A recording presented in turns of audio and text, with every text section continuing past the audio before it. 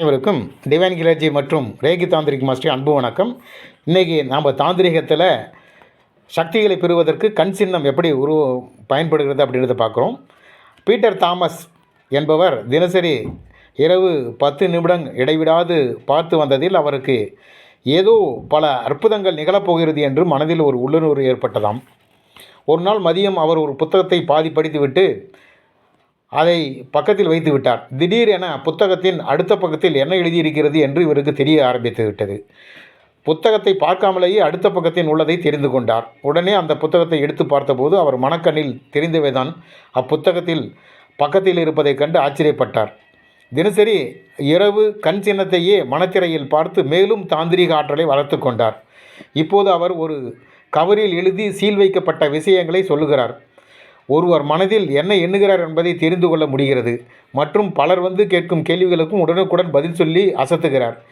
இப்போது அவரிடம் பல பிரச்சனைகளுக்கும் தீர்வுக்காக மக்கள் நூற்றுக்கணக்கில் வர ஆரம்பித்து விட்டார்கள். சில நாட்களில் பீட்டர் தாமஸ் பெரிய தாந்திரியாக மாறி மிக பிரபலமடைந்து விட்டார். இந்த கண் சின்னத்தை தினசரி இரவு படுக்கும் முன்பு 10 நிமிடம் தியானித்து பெரிய தாந்திரியாக சித்தராகலாம். ஒருவர் எண்ணியதை உடனே தெரிந்து கொள்ளலாம். உங்கள் வாக்கு பலிக்கும், சொன்னது நடக்கும், வருங்காலத்தையும் சொல்லும் திறமையும் அடையலாம். இது ரைட் பிரெயின் ஆக்டிவேஷன் சம்மந்தப்பட்டது தான் இந்த தாந்திரீகம். தாந்திரீகத்தில் நிறைய வகைகள் இருந்தாலும் இந்த கண் தாந்திரீகம் மிக அற்புதமான பலனை கொடுக்கக்கூடியது.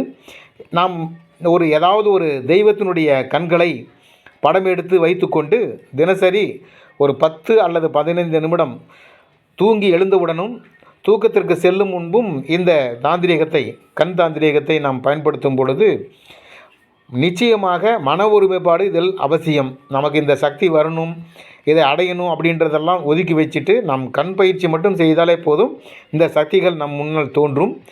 இது நிறைய பேர் சாதகர்கள் வந்து இதை சாதனை செஞ்சு அனுபவித்து சொல்லியிருக்கிறாங்க. அதனால் நாமும் இதை வந்து செஞ்சு பலன் அடையலாம். நன்றி, வணக்கம்.